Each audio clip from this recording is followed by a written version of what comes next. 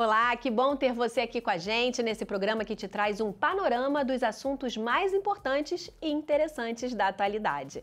E hoje vamos falar de imposto de renda. O calendário para envio das declarações já começou e você não deve deixar para a última hora. E também vamos conversar com o criador de conteúdo digital Lucas Varanda, comentarista de reality show. Ele vai falar sobre o BBB, que está terminando a sua 23ª edição. Para começar, vamos falar do calendário para envio das declarações do imposto de renda, que iniciou em 15 de março e segue até 31 de maio. Para você que ainda tem dúvidas sobre o assunto, a gente conversou com a advogada tributária Maria Duarte. Quem precisa declarar? Quem teve renda mensal acima de R$ 1.903,98. Isso representa R$ 28.559,70 ao ano. Quem teve essa renda precisa fazer a declaração de imposto de renda, é obrigado. Outras hipóteses: quem recebeu rendimentos isentos acima de R$ 40 mil, quem teve imposto de renda retido na fonte. O empregador, quando paga, se você estiver acima do limite de isenção, ele vai reter o imposto de renda de você. Então, você, se tiver esse tipo de retenção, você faz a sua declaração de imposto de renda. Mesmo que ela esteja abaixo do limite, porque você vai conseguir, porventura, ter uma restituição até desse valor pago. Você foi pagando durante o ano. Se você teve bens e direitos acima de R$ 300 mil,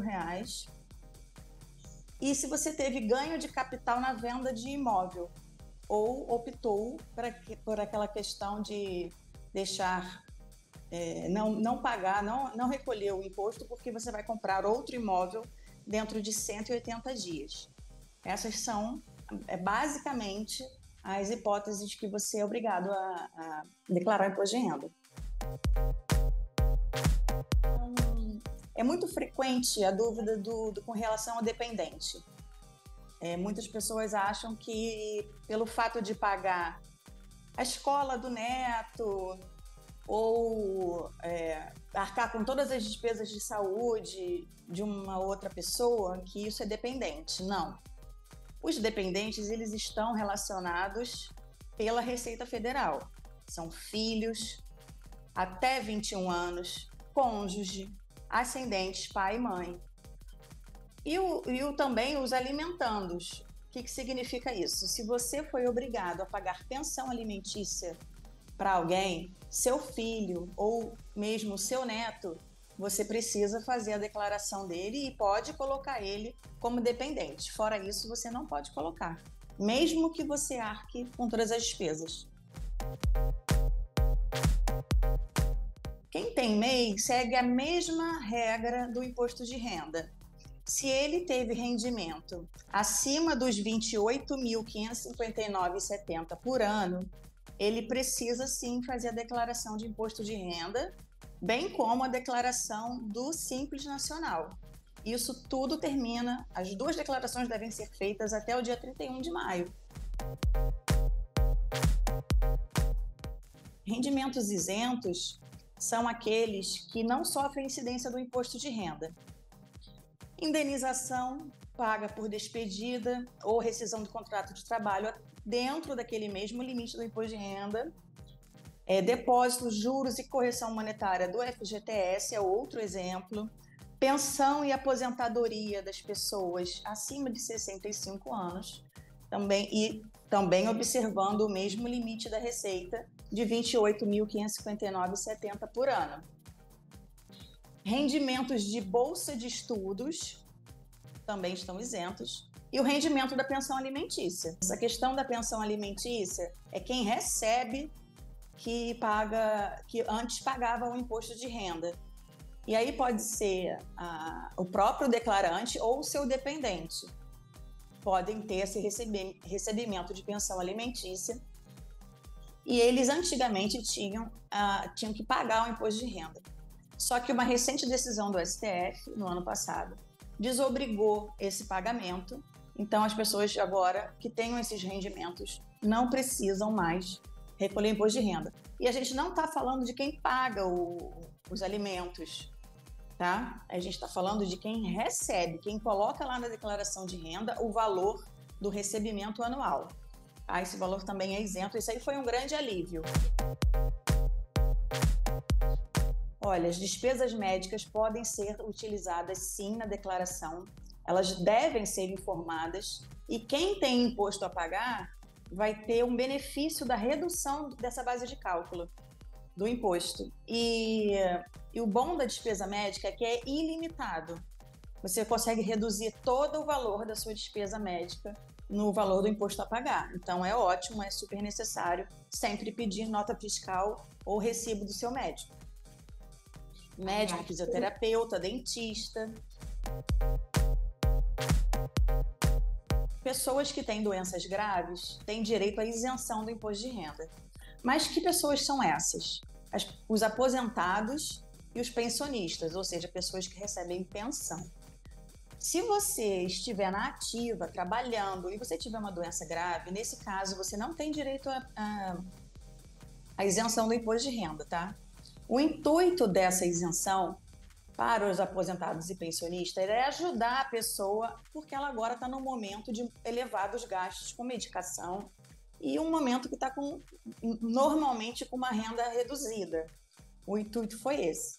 E nós temos 16 doenças que estão enquadradas nessa isenção. É a AIDS, alienação mental, cardiopatia grave, cegueira, inclusive a monocular, a cegueira de um olho só, tá? Contaminação por radiação, doença de Paget, que é uma osteite deformante, Parkinson, esclerose múltipla, espondiloartrose, mais difícil esse daqui, fibrose cística, hanseníase, nefropatia grave, hepatopatia grave, neoplasia maligna, é o câncer, né, ou o tumor, paralisia irreversível ou incapacitante e uma tuberculose ativa. Então, todas essas doenças têm o direito a requerer a isenção do imposto de renda.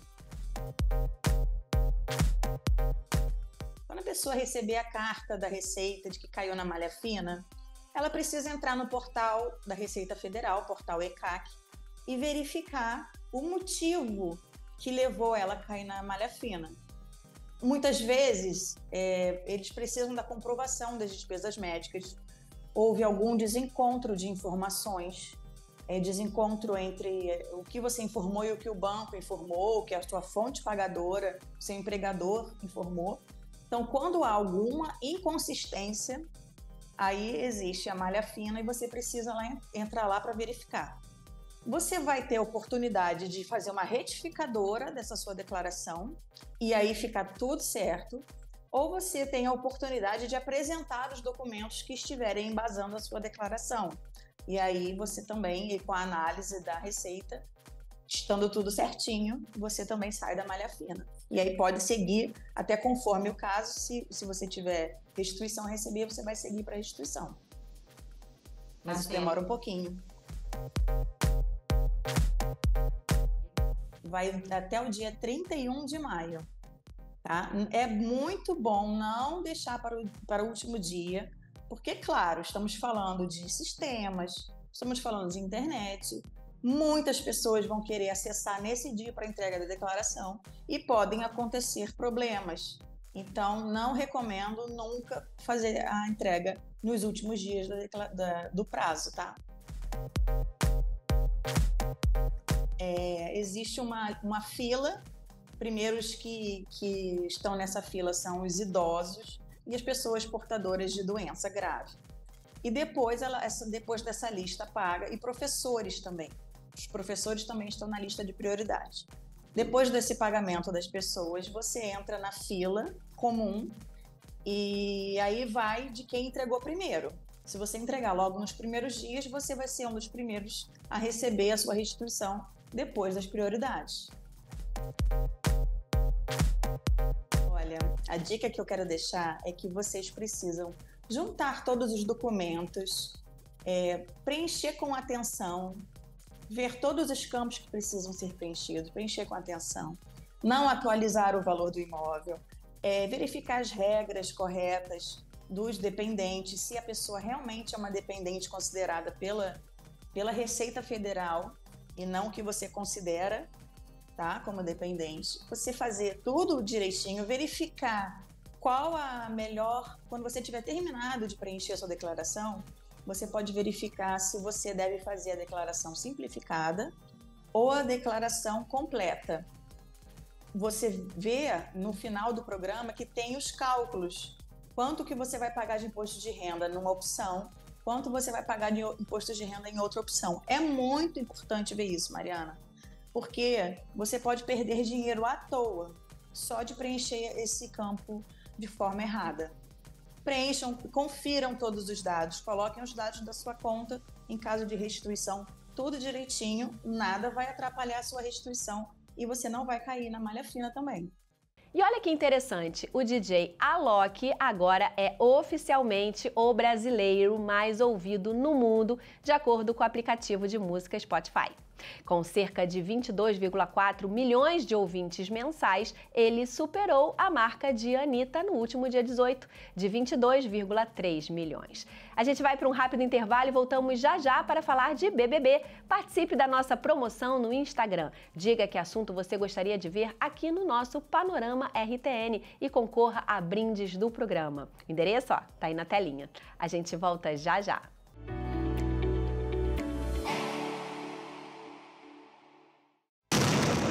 Podemos ser violentos, cruéis, egoístas, mas só quem pode salvar a vida de um ser humano é outro ser humano. Ajude-nos a salvar vidas. Seja doador de Médicos Sem Fronteiras. Acesse agora doemsf.org.br. Nos cantos esquecidos do mundo, em conflitos armados, nas epidemias, quando a fome ameaça a sobrevivência, há seres humanos, pessoas que precisam de cuidados de saúde, vidas que precisam ser salvas. Seja doador de Médicos Sem Fronteiras. Acesse agora doemsf.org.br. Médicos Sem Fronteiras.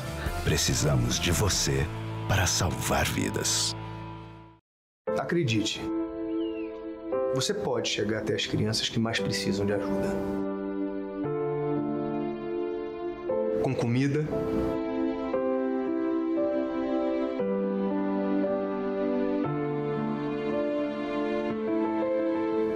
com água, com vacinas,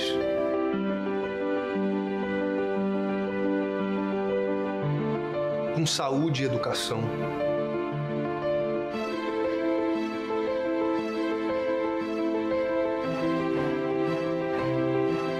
Com proteção e cuidado em emergências.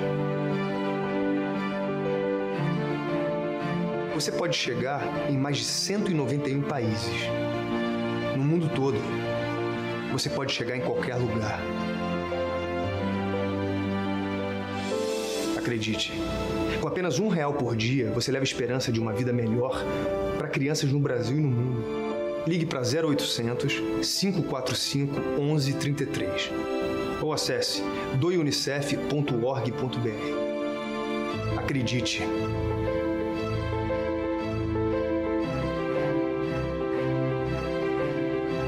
Você tem o poder da mudança. Mude a vida de uma criança com o Unicef.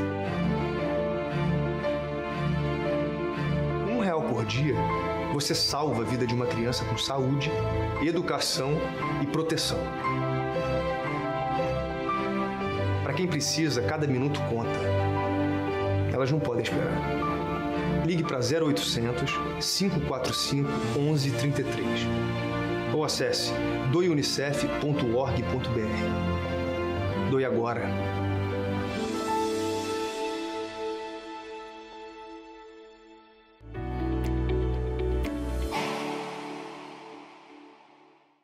Panorama RTN está de volta e hoje eu recebo aqui o Lucas Varanda, que é criador de conteúdo digital e tem mais de 65 mil seguidores no Instagram com a sua página Humor de Reality. Lucas, como é que você começou esse projeto? Você é apaixonado por reality show? Bom, primeiramente queria agradecer, Mari, pelo convite, agradecer a equipe, né, por estar aqui para a gente comentar sobre reality show.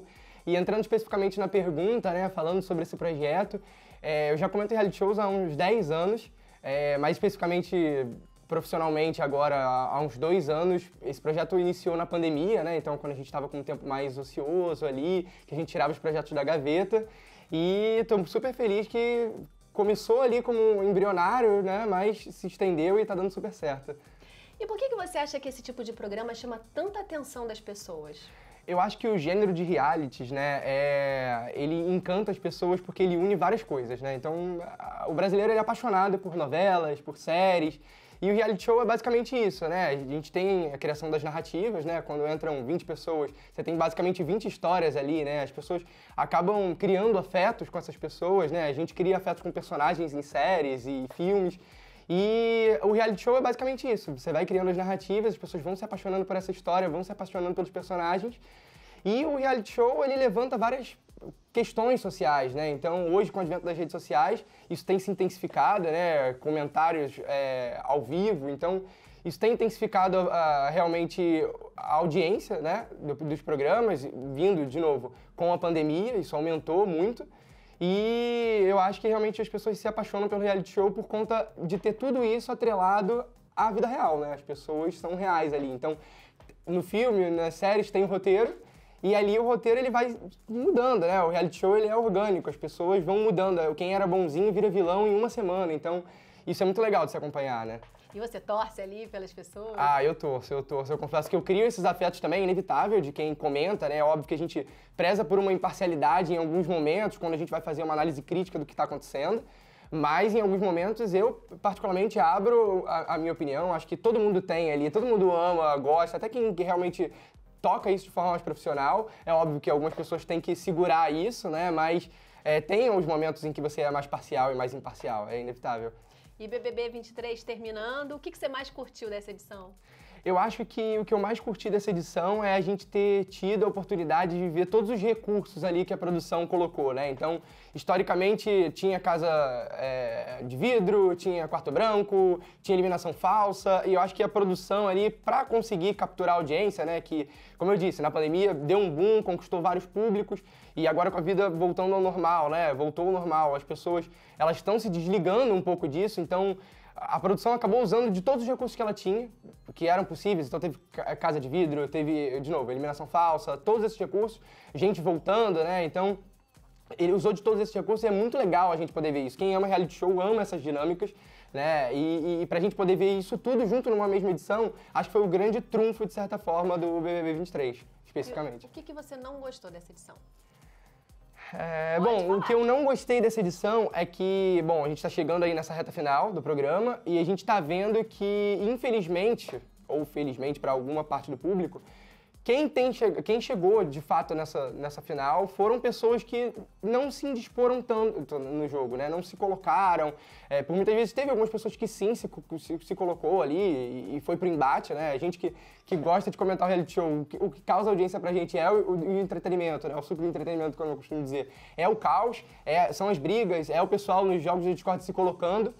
E, infelizmente, eu acho que o grande, como eu posso dizer, a grande problemática desse programa, né, dessa edição especificamente, foram que pessoas, e aí a grande favorita, né, para ganhar o programa é uma pessoa que não se indispôs tanto nessas dinâmicas. Então, a minha preocupação como telespectador e como comentarista para a próxima edição é quem entra não achar que isso é um universo confortável, né?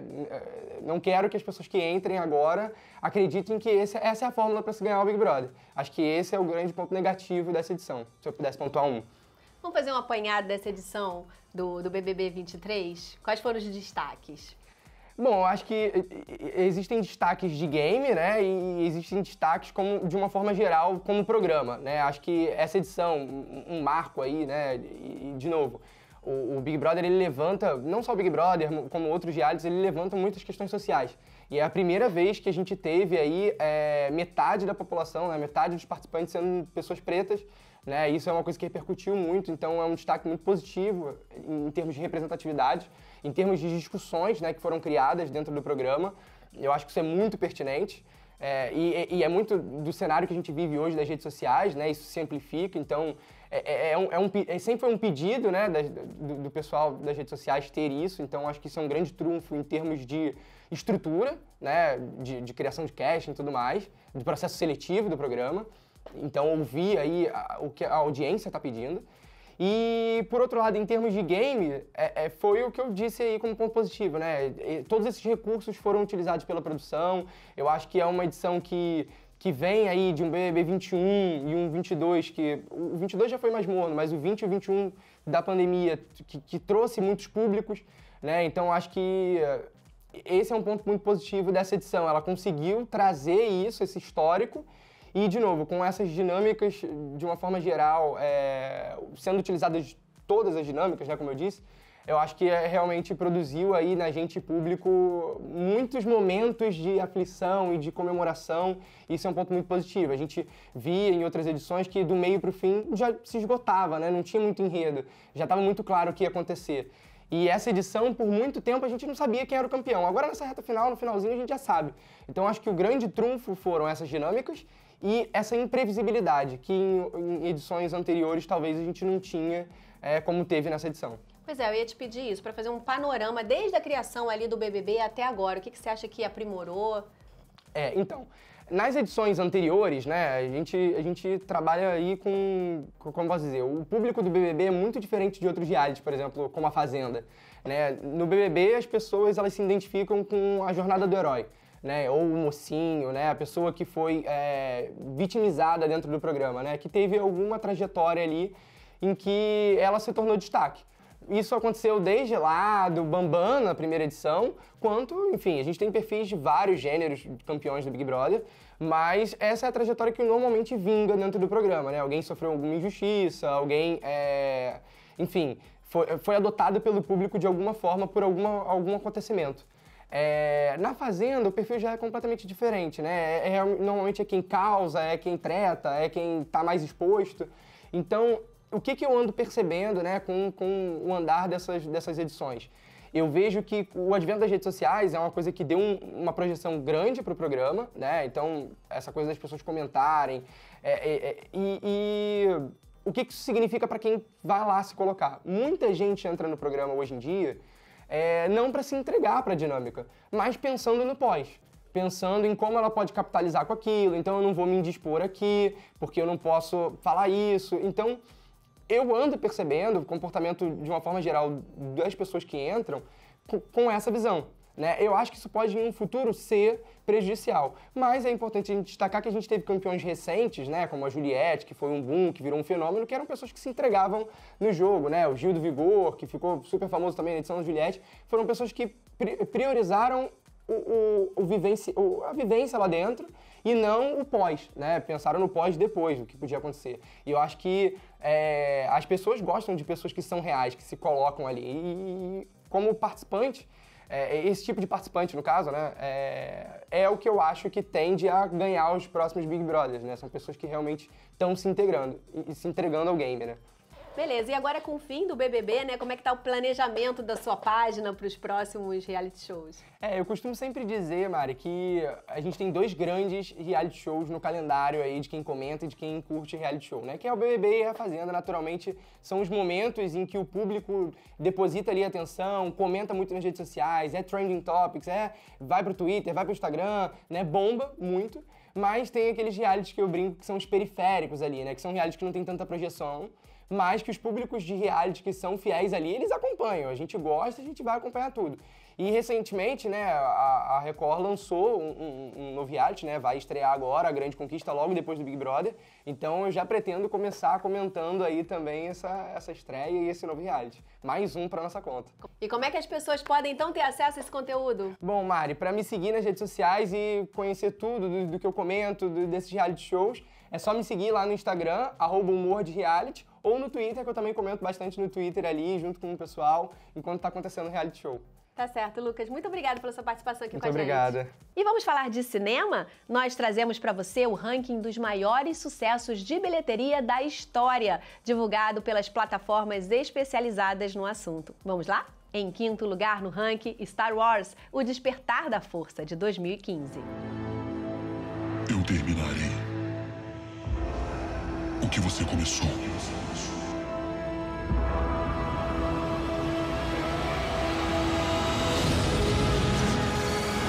Tem histórias sobre o que aconteceu. São verdadeiras. Todas elas.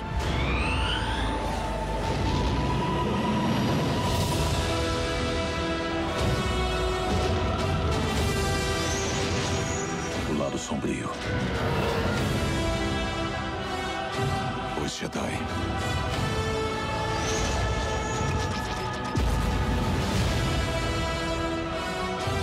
São reais.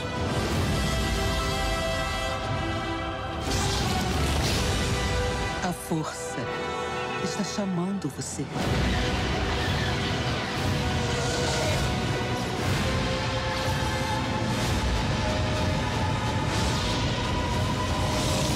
Em quarto lugar, Titanic, de 1997. Quando o navio aportar, eu vou descer com você.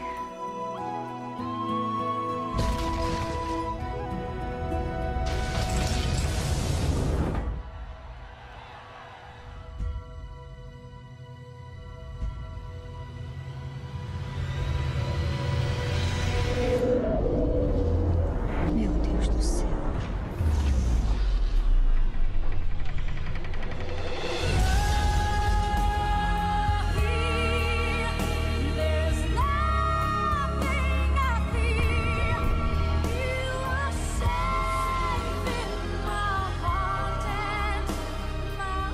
Chegou a hora!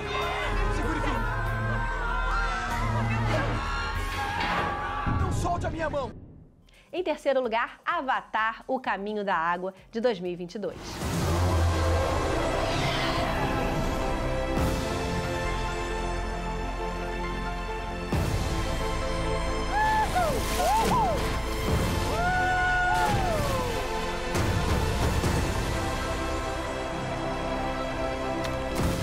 Não podemos deixar que traga sua guerra pra cá.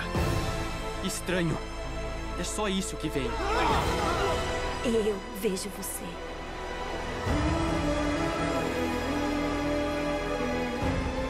A água conecta todas as coisas. Da vida à morte. Da escuridão à luz. Essa é nossa casa! Eu preciso de você comigo. Eu preciso de você ser forte.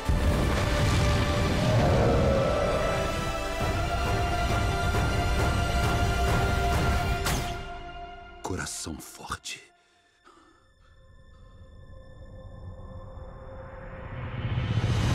Em segundo lugar, Vingadores Ultimato, de 2019. Where did that bring you? Back to me. E em primeiríssimo lugar, como maior sucesso de bilheteria da história, temos Avatar, de 2009, que tirou Vingadores Ultimato do topo da lista e ocupou a primeira posição com um relançamento especial nos cinemas.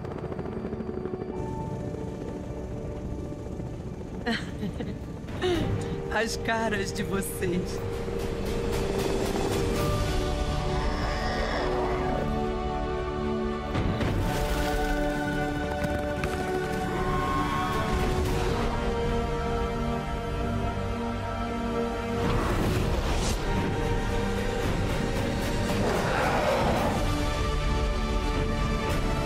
Tenho um coração forte, sem medo.